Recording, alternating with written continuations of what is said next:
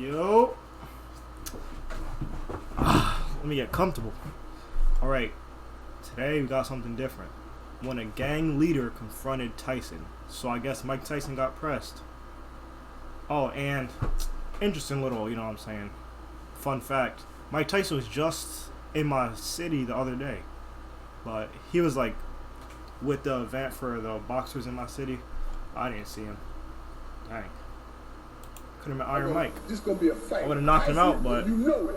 You know what I'm saying? He would have put up a good fight, I guess. I'm gonna kill you. Welcome back to the A gang leader confronts Tyson. LTV Classic. Gangsta. With a decisive victory. Sure. Let's get right to it. Rivals beyond the ring. Whoa. Tyson versus Tillis.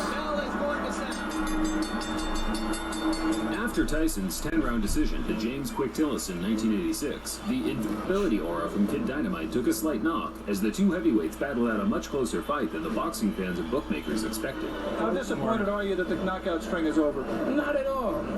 If anything, I feel relieved, and I'm confident if I wanted to, I could have knocked them out. It was Tyson's first time going the distance, as he had finished his previous 19 opponents all inside the opening 2 or 3 rounds. That gave some of the other heavyweight contenders an incentive to catch this teenage dynamo early, halt the hype train, and earn the highest possible payday outside of a championship fight. Tyson say, gonna give me a fight. I want Mike Tyson.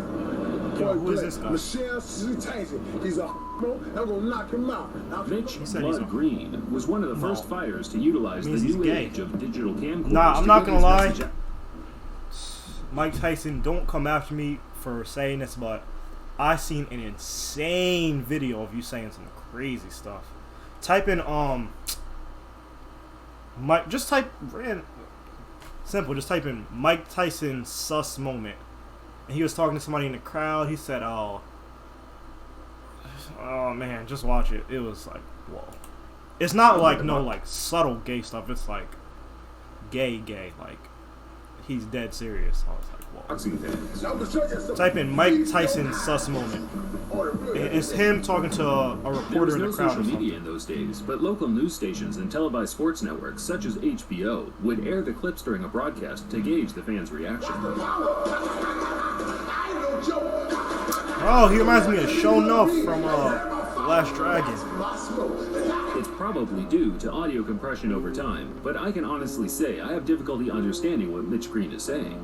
Two clear things were the muscle flexing and homophobic slurs, and bizarrely enough, as far as my research suggests, this was enough to land him a shot at the hottest prospect in world boxing. Okay. Well, don't let me get out there. I'll teach y'all something. Growing up on the tough streets of Detroit, Mitch Green was a prominent player in 1970s New York gang warfare. By the age of 17, he had witnessed his father lose his life in a bizarre Western-style quick-draw shootout, not long before being shot twice himself, fortunately escaping with non-fatal injuries. Green tried to escape gang life by joining the UBA boxing gym in New York. But by this time, his ties to the street were too pronounced, as he was now hailed the king of New York street gangs by the NYPD for his role as gang leader in the deadly Bloods crew. Things slowly started to change for Mitch, as his reputation as a gang leader was exceeded by that of a talented amateur boxer, the muscular 6'5" big man that was racking up copious tournament success, including several New York Golden Gloves. From the Bronx, New York, undefeated in 5 professional bouts with My mom was from the Bronx. Green took to the professional ring in 1980 and quickly started racking up wins over journeyman and fringe contenders such as Jumbo Cummings. Champion in waiting Trevor Berbick became the first man to beat Green in 1985, where Mitch made a good account of himself, only losing by majority decision. Both Tyson and Green were on the fringe of a world title shot, so regardless of the antics, the two were on a likely collision gotta course. see each other at some The trash point. talk from Green just helped build more interest in the fight, which in turn like that. certainly Make it struck a entertaining chord for the with Tyson, fans. who openly admitted to hating that ugly mother effer. Wow. Hating. Ugly mother effer. Mike Tyson, traditionally, no robe, no socks. He says it makes him feel like Tyson's a warrior. great. Makes Tyson him versus feel like Green. a gladiator. Tyson met Green for the first time in May 1986 at Madison Square Garden. 86. It was Tyson's So I first remember that match like at it a was prestigious yesterday. boxing venue, and also the first to be covered by a large television network. Yet, the occasion didn't change the traditional no-robe, no-socks attire. He was all business All and up had a in his personal crack. vendetta to settle with the now not-so-confident-looking Mitch Blood Green. And was so much a factor in the last fight. Cameraman got a little carried away. Come on. That he didn't actually in the later round, so we'll see what he does about that against Mitch Green. Always aggressive, right in front of his man. That was some head movement. Oh yeah. Oh yeah. That's the left hook I was talking about. He did draw a warning from Louis. Oh yeah. Those body shots.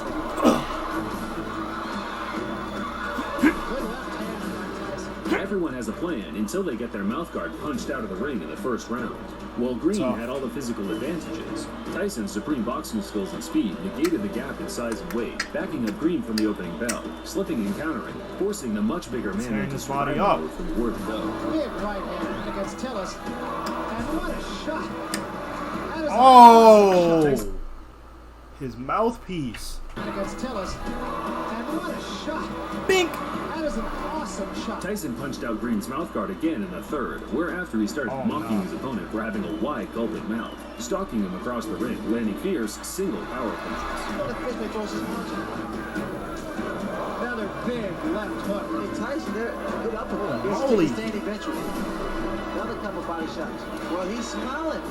Tyson is smiling. You see, Green has Fun his fact, face I actually wanted to The fight box. became so routine by the closing stages, Like, the crowd knew they were 2 witnessing years a ago, foregone I was thinking about conclusion. boxing. Tyson himself But appeared before to have 2 his years mind ago, elsewhere I was as actually he gonna box when I was kissed his like trainer, Kevin Rooney, while he was trying to deliver him 8 or 9 years old. details regarding the I fight. never went back. I don't know why. Kevin Rooney is in there and just jabbering away 100 miles a minute.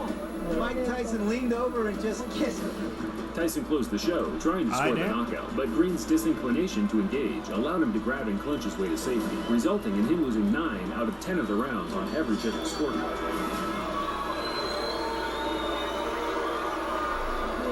But we knew deep inside that I was going to win this fight so easy because of his style. He's a game tough opponent, and he took some fairly decent shots. But as you know, I won comfortably, and I didn't try to knock out, and I used a great deal of discipline in there, not knocking him out. Tyson claimed he carried Green the 10-round distance on purpose to punish him for as long as possible. And whether it was true or not, 463. Green's personal pride was hurt, and he was willing to do whatever it took to restore a sliver of respect amongst Gotta his get peers. back. Green retired from boxing after the Tyson loss and returned to the street to earn a living from selling drugs.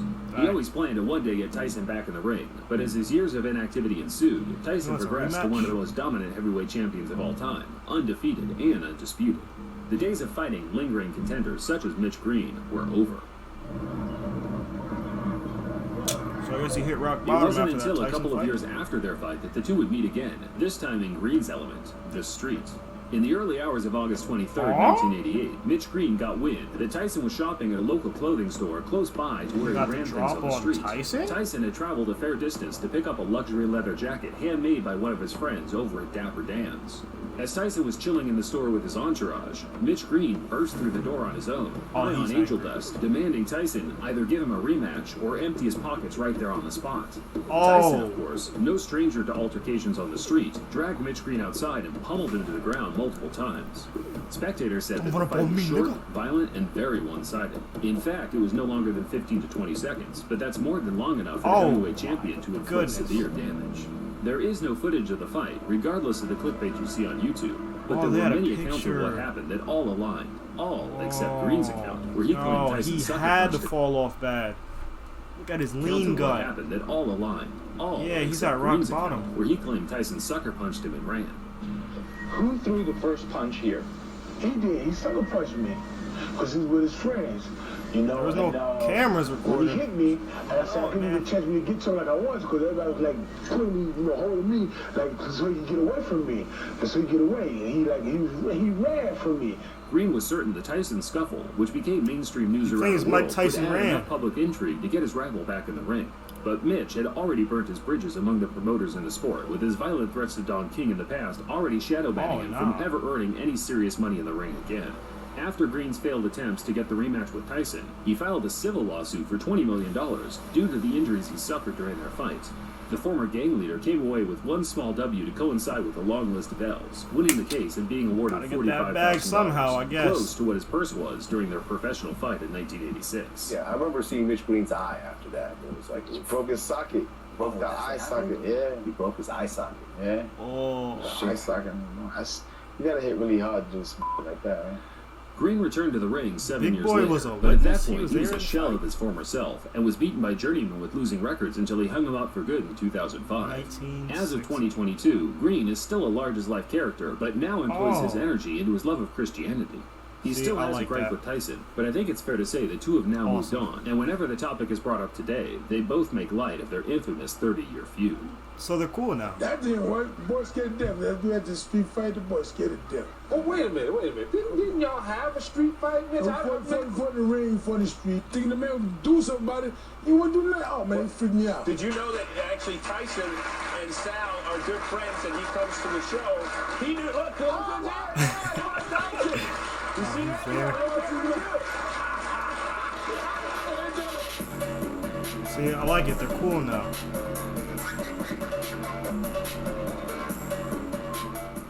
Bro, this makes you want to go train. Yo, what is this? I don't know what that is, but dang, that was a good video. Wow.